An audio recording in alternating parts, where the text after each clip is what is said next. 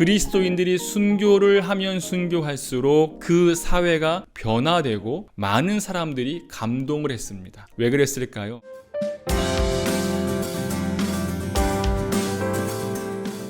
지난 첫 번째 강의를 들으시고 많은 분들이 좋은 피드백을 주셨습니다. 몰랐던 영성의 어떤 다양함을 알게 되셨다고 좋아하시는 분이 계셨고, 또 자신이 이러한 성향이 있었는데 그게 이런 영성이었군요 라고 하시면서 굉장히 유익하셨다고 말씀해 주시는 분들도 계셨습니다. 감사하고요. 자, 오늘은 이제 본격적으로 기독교 역사 안에서 어떤 영성이 있었는지를 이제 하나씩 살펴보려고 합니다. 초기 기독교 공동체는 어떤 유형의 영성을 가지고 있었을까요? 로마 제국을 우리가 조금 이해할 필요가 있는데요. 로마 제국은 많은 종교를 인정해 주었습니다. 그래서 실제로 로마 제국 안에 수십 개가 넘는 이교도들, 그러니까 여러 종류의 종교들이 많이 유입되고 있었다는 것이죠. 로마는 여러 나라들을 이렇게 전쟁하면서 그 나라들을 정복하면서 부족들, 민족들이 가지고 있는 종교를 인정해 주었습니다. 그 중에 하나가 기독교, 또 이제 유대교였던 것이죠. 유대교는 좀 다르지만, 그러니까 실제 로마 제국 안에서 기독교인들이 핍박이나 환란을 당할 이유가 전혀 없었다. 그냥 여러 종교 중에 하나였기 때문에. 그런데 왜 그렇게 다양성을 인정해주는 로마 제국 안에서 유독 왜 우리 기독교인들만 핍박을 당하고 순교를 당했냐 하는 것이죠.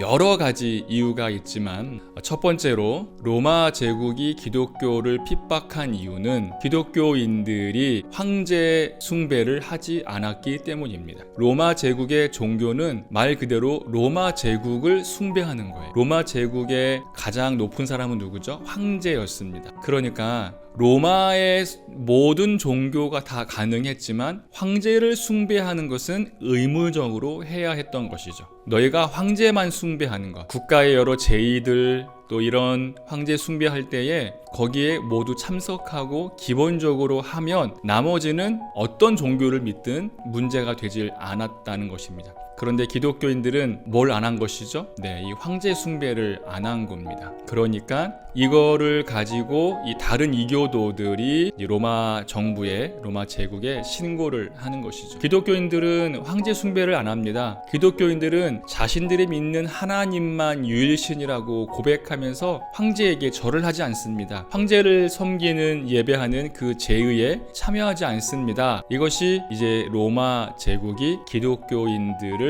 미워하기 시작한 계기였던 것이죠. 두 번째는 로마 제국이 기독교인들에 대한 이상한 소문을 들었기 때문입니다. 로마 제국이 들었던 이상한 소문은 우리 기독교인들이 한 곳에서 모이면 서로 근친상간을 하고 그 다음에 사람을 먹는 어떤 식인 의식을 한다는 것이죠. 이게 무슨 말일까요? 무슨 우리 기독교인들이 근친상간을 하고 또 사람을 잡아먹는 그런 식인 행위를 했을까요? 무엇 때문이었냐면 서로 형제 자매라고 부른 것이었습니다. 로마 제국 안에서 모인 많은 그리스도인들, 많지는 않았지만 이 기독교인들이 모이면 서로 직위가 있고 신분이 달랐음에도 불구하고 예수 그리스도를 믿음으로 인해서 한 형제 자매가 되었잖아요. 그래서 한 가정에 모여서 예배하고 기도를 하면서 모임을 가지면 서로 부르는 호칭이 형제 자매였습니다. 남자가 남자에게 형제라고 하고 또 여자가 남자에게도 형제라고 하고 이렇게 직위와 어떤 지위에 관계없이 서로 막 그렇게 편하게 부르니까 얘네가 서로 사랑하면서 사랑한다 하면서 형제님 사랑합니다, 자매님 사랑합니다 이러면서 막 이제 자기들만의 시간을 가지고 교제하니까 얘네가 함께 모여서 근친상간한다 라는 소문을 누가 냈을까요? 이교도들이 낸 겁니다. 다른 종교의 사람들이 낸 거죠. 그리고 우리는 이제 성찬식을 하지 않습니까? 성찬식을 하면 이제 이런 그 고백을 하죠. 이것은 너희를 향한 나의 몸이니 이것을 받아 먹으라. 또 이것은 너희를 위하여 흘리는 나의 언약의 피니 이 피를, 이 잔을 마셔라 라는 성찬의 고백을 하잖아요. 근데 이거를 이제 모르는 사람들은 밖에서 이런 이야기를 들으면 야, 쟤는 무슨 살을 먹고 피를 먹는데 라고 이제 생각을 하면서 얘네가 이상하다 그러면서 소문을 내게 된 겁니다. 그래서 기독교인들은 모이면 서로 근친상간해, 서로 사랑한다 그래, 그러면서 살을 먹고 피를 마시고 이런다는 소문이 돌면서 기독교인들을 주의해라, 조심해라, 그리고 혹시 기독교인들이 발견되면 저들이 죄를 짓고 있으니 불법을 행하니 신고해라 라는 분위기가 생겨나게 된 것이죠. 이것이 로마 제국이 기독교인들을 핍박하고 또 괴롭혔던 그런 이유 중 하나입니다. 로마 제국이 기독교인들을 핍박하고 미워했던 세 번째 이유는 그리스도인들이 로마 제국을 비판했기 때문입니다. 여기서 비판했다는 것은 로마 제국 그 안에서 있었던 그 어떤 사회, 또 제도, 법 이런 것들에 대해서 기독교인들이 이제 거기에 대한 어떤 새로운 대안을 제시한 이유입니다. 로마 제국은 여자, 아이들, 노인들에 대한 어떤 법 보장 제도가 사실 많이 약했습니다. 특히 여자 아이들 같은 경우에는 로마 제국 안에서 법적으로 보호를 받지는 못하고요. 여자 아이들을 이렇게 길에서 군인들이 못된 짓을 하거나 폭력을 행해도 전혀 문제가 되지를 않았습니다. 아예 시민으로서 인정을 받지 못했죠. 그런데 기독교인들은 어떻게 했나요? 아이들을 비롯해서 핍박받거나 또 사회적으로 보호받지 못하는 하층의 사람들을 다 교회 안으로 수용을 해서 고아든, 과부 이런 사회적 약자들을 다 품어냈습니다. 그러니까 이 사람들이 모이니 당연히 로마 제국에 대하여서 비판하는 소리를 낼 수밖에 없는 것이죠. 그렇다고 이들이 로마 제국을 향해서 막 시위 운동을 하고 저항을 하고 폭력을 휘두르고 그렇게 했다는 것이 아닙니다. 그리스도의 사랑으로 사회적 약자들을 품어내다 보니 자연스럽게 이들이 로마 제국에 대한 반감이 생길 수밖에 없었다라는 것이죠. 그래서 로마가 봤을 때에 기독교인들은 자신들에게 대적하고 덤비는 그런 집단이었다는 것입니다. 근데 이거를 로마 제국이 뭐 또 직접 이렇게 그들 만나서 신문하면서 또 취조하면서 그렇게 알아낸 것이 아니라 다른 이교도들이 신고를 하는 거예요. 정부 담당자들에게 기독교인들이 모여서 막 너네 정부 비판한다, 뭐 법률이 뭐가 어쩌고 막 얘기한다. 이제 이런 이야기들이 이제 조금씩 산적해 가면서 로마 제국이 봤을 때에 얘네 좀 조심, 아니면 얘네 좀 주의를 줘야겠네 라고 생각하게 되는 겁니다. 로마 제국에게 있어서 기독교인들은 너무나 작은 극소수였어요. 그러니까 신경을 굳이 쓰지 않아도 될 그런 존재들이었죠. 그런데 이들이 조금씩 그 덩치가 커가기 시작합니다. 생각해 보세요. 아이들, 또 여성들, 또 사회적 약자들, 또 고아, 과부들, 어르신들이 교회 공동체로 모여들어서 자신들이 사회에서 버림받고 인정받지 못했던 그 사회 속에서 교회 안에 들어왔는데 사랑해주죠, 섬겨주죠, 그리고 리더십을 줘서 공동체를 이끌어가게 하죠, 교육해주죠. 이러니까 당연히 이 사람들의 그 숫자가 늘어날 수밖에 없었던 것이죠. 로마 제국 안에서 기독교인의 숫자는 정말 하루가 다르게 급속도로 퍼져갔습니다. 그래서 이제 이 로마 정부의 관계자들은 우리 기독교인들을 이제 우리가 위협을 줘야 되겠다라고 하면서 기독교인들 중에 공동체의 리더들을 이제 잡아서 신문하고 핍박을 하고 박해를 가하게 된 것이죠. 순교자 유스티누스의 제2변증서라는 책에 보면은 한 무명의 여인에 대한 순교 이야기가 나오는데요. 이 여인은 남편을 전도하고 싶었습니다. 그래서 자기 남편에게 아주 상냥하고 정성을 담아서 예수를 전하고 또 복음을 증거한 것이죠. 그리스도인이 되기를 권유했는데 이 남편은 오히려 이 아내에게 폭력을 행하고 또 아주 부도덕한 그런 행위를 일삼으면서 자신의 그 아내에게 굉장히 못되게 굴었습니다. 그러자 이 여인이 남편을 고소를 하게 됐어요. 이 남편이 가만히 있었을까? 남편도 이 아내를 고소합니다. 서로 이제 고소를 하게 된 것이죠. 그런데 이 남편이 아내를 고소했을 때에 가장 큰 죄명이 뭐였냐면 이 여인이 그리스도인이라는 겁니다. 그리스도인이라는 게 당시의 죄명이었습니다. 이 여인을 변호하던 프톨레마이우스라는 당시의 그 목회자 이 여인을 변호하면서 이제 재판관에 함께 끌려갔는데요. 이때 재판 판사였던 로마의 우르비쿠스가 프톨레마이우스에게 이렇게 묻습니다. 너도 그리스도인이냐? 그러자 프톨레마이우스가 그렇다. 나도 그리스도인이다. 라고 대답을 했죠. 이 대답을 듣자마자 이 우르비쿠스가 당신을 처형하겠습니다. 라고 명령하게 됐습니다. 뭔가 되게 불공평하죠. 어떻게 그리스도인입니다. 라는 그 말로 처형을 당했다는 것이죠. 이게 말이 안 됩니다. 재판이 끝나고 나서 이제 당시에 그 법정에 있던 다른 판사 루키우스라는 남자가 이 우르비쿠스 판사에게 묻습니다. 아니 도대체 그리스도인이라고 고백하는 것만으로 그 사람을 처벌하는 겁니까? 라고 물었더니 이 우르비쿠스가 당신도 그들과 한패군 라고 하면서 이 루키우스를 또 처형했다는 것이죠. 여러분, 그리스도인이라는 게 도대체 얼마나 거슬리고 얼마나 흉악한 범죄였으면 나는 그리스도인입니다 라고 말하는 것만으로도 처형을 당했을까요? 그런데 이렇게 이제 로마 정부에서 재판과 또 법률적으로 로마 그리스도인들을 이렇게 처형하기 시작하면서 너가 그리스도인이라고 고백하지 않으면 우리가 너희를 풀어주겠다. 너희가 그리스도를 믿지 않겠다고만 하면 우리가 너희들에게 다시는 죄를 묻지 않겠다라고 했습니다. 근데 당연히 어떻게 했을까요? 네, 우리는 그리스도인입니다 라는 고백을 포기하지 않은 것이죠. 결국 그리스도인들은 순교를 당하게 됩니다.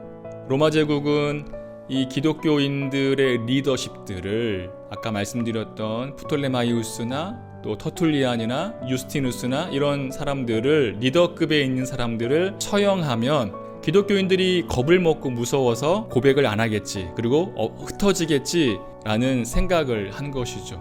그런데 여러분, 결과적으로 어떻게 됐습니까? 기독교인들에게 이 순교는 오히려 더 하나님 앞에서 당당하게 그리고 희생을 각오하는 용기 있는 그리스도인, 용기 있는 신앙인으로 만드는데 결정적인 역할을 하게 된 것이죠. 왜 그랬을까요? 신약 성경에 바울과 베드로와 또 많은 그 제자들이 남겨놓은 영성, 신앙의 유산은 뭐였냐면 내가 그리스도와 함께 십자가에 못 박혀 죽는 것, 그리스도를 믿음으로 핍박과 박해를 받는 것, 이것이 너무나 당연한 것이었기 때문입니다. 그게 그들의 가장 모범적이고 가장 고결한 신앙의 모습이었어요. 어떻게 우리가 그리스도를 닮아낼 수 있을까요? 라는 질문에 그리스도를 위하여 핍박을 받고 고난을 받는 것이 가장 최고의 신앙인이라고 칭송받았기 때문입니다. 그런데 그 모든 박해와 핍박보다 가장 상위, 가장 고결하고 은혜롭고 가장 그리스도를 닮아내는 핍박과 처형이 뭐였냐면 순교였어요. 그리스도가 우리를 위하여 죽은 것처럼 나도 그리스도를 위하여 죽을 수만 있다면 그러면 그것이야말로 가장 그리스도를 닮아낼 수 있다는 믿음 때문이었습니다. 그러니까 초기 기독교 공동체 그리스도인들의 신앙은 그리스도를 닮아내는 것이었습니다. 최고의 그리스도를 닮아내는 것은 주님의 이름을 위하여 죽는 것이구나. 이게 이들의 신앙이었다는 것이죠. 그래서 초기 기독교 공동체 그리스도인들에게 순교는 자발적이었습니다. 여기서 자발적이라 하면 내가 먼저 죽겠습니다, 저를 먼저 죽여 주시옵소서 라고 막 나가는 것이 아니라 이들이 당당하게 나는 그리스도인입니다 라는 그 고백을 통해서 처형의 순간에 그 자리에 나아갔을 때도 그 죽음을 두려워하거나 무서워하거나 신앙을 포기하거나 그런 일 없이 오히려 웃으면서 손을 높이 들고 하늘을 바라보면서 주님, 내가 이제야 주님을 닮아갑니다. 내가 이제야 진정한 그리스도인이 되어갑니다 라는 고백을 하면서 너무나 멋지게 그 마지막을 맞이하게 되는 것이죠. 기독교인들을 억압하고 없애려고 했던 로마 제국은 순교를 하면 할수록 기독교인들에게 더 많은 도전과 그들을 커지게 하는 이 자극제가 된 겁니다. 그래서 놀랍게도 로마 제국에서 순교가 자행되면 자행될수록 교회가 부흥하게 됩니다.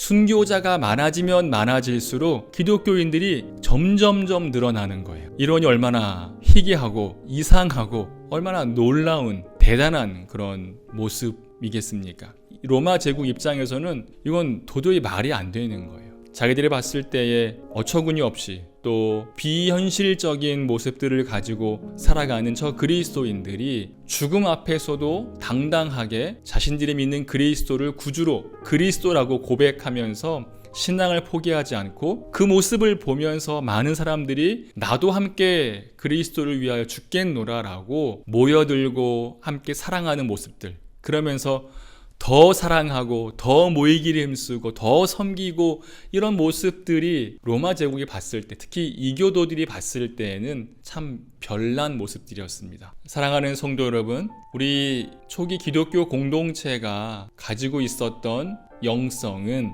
어떻게 하면 그리스도를 닮아내는가였습니다. 그리고 그리스도를 닮아내기 위하여 그들이 선택한, 그들이 받아들이고 감당해냈던 신앙의 모습은 바로 순교였습니다. 그리스도를 위하여 내가 내 목숨을 아끼지 아니하고 주를 위하여 그 희생을 달게 받아낼 때에 비로소 그리스도를 닮아낼 수 있는 진정한 그리스도인이 될 수 있다고 믿은 것이죠. 이 순교적 영성이 초기 기독교 공동체를 이끌어 갔습니다. 약 200년 가까이 교회를 이끌어 간 것이죠. 참 놀라운 일입니다. 그리스도인들이 순교하면 순교할수록 교회는 부흥했습니다. 그리스도인들이 순교를 하면 순교할수록 그 사회가 변화되고 많은 사람들이 감동을 했습니다. 왜 그랬을까요? 단순히 순교하는 것이 목적이 아니라 그 순교의 자리까지 가기 위하여 더 많은 희생을 하고 더 많은 사랑을 하고 더 그리스도의 말씀과 복음 안에서 살아내려고 힘쓰면 순교의 자리에 가기 때문입니다. 그리스도인들은 죽기까지 주님을 닮아내었다. 그리고 이것이 가장 본질적이고 가장 원론적이고 또 가장 성경에 부합하는 그런 신앙의 모습이다라는 것들을 우리가 기억할 필요가 있습니다. 자, 그러면 우리는 이제 순교해야 하나요? 우리는 어떻게 순교할 수 있을까요? 지금 우리가 살아가는 이 세상은 우리가 순교할 수 있는 세상이 아니에요. 물론 지금 이 지구상 어딘가에서도 계속해서 순교는 일어나고 있습니다. 이 순교를 좀 우리가 새롭게 재정의할 필요가 있는데요. 이건 또 내용이 길어지기 때문에 제가 다음번에 기회가 되면 한번 다루겠습니다.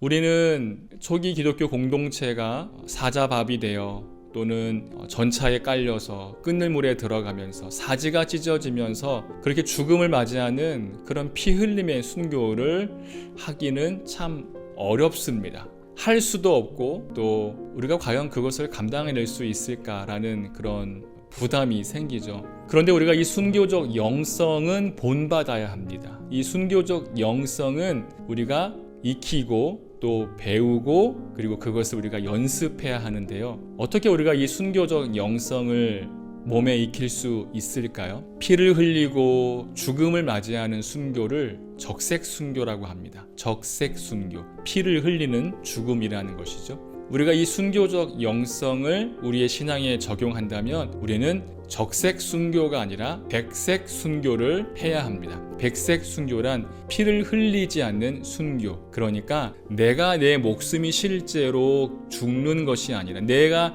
실제로 죽임을 당하는 것이 아니라 내 자아를 죽이는 것이죠. 내 자아. 나의 못된 성질, 나의 못된 고집들, 나의 어떤 잘못된 습관들, 욕심, 이기심, 미움 이런 것들을 죽이는 겁니다. 이런 것들을 내 안에서 올라오지 못하도록 막 발로 밟고 억누르고 절제하고 그러면서 그리스도를 위하여 닮아내도록 노력하는 것이 바로 백색 순교의 영성입니다. 여러분, 이거는 우리가 할 수 있지 않습니까? 그리고 이것이 우리가 이 땅에 살아가면서 그리스도를 닮아내는 순교적 영성이라고 저는 믿습니다. 초기 기독교 공동체 순교적 영성에 관해서 우리가 함께 살펴보았는데요. 내 자아를 억누르고 또 절제하고 이기는 그런 백색 순교적 영성가로 살아내셨으면 좋겠습니다. 저는 또 다음 주에 유익한 내용으로 찾아뵙겠습니다. 한 주간 평안하시길 기도합니다.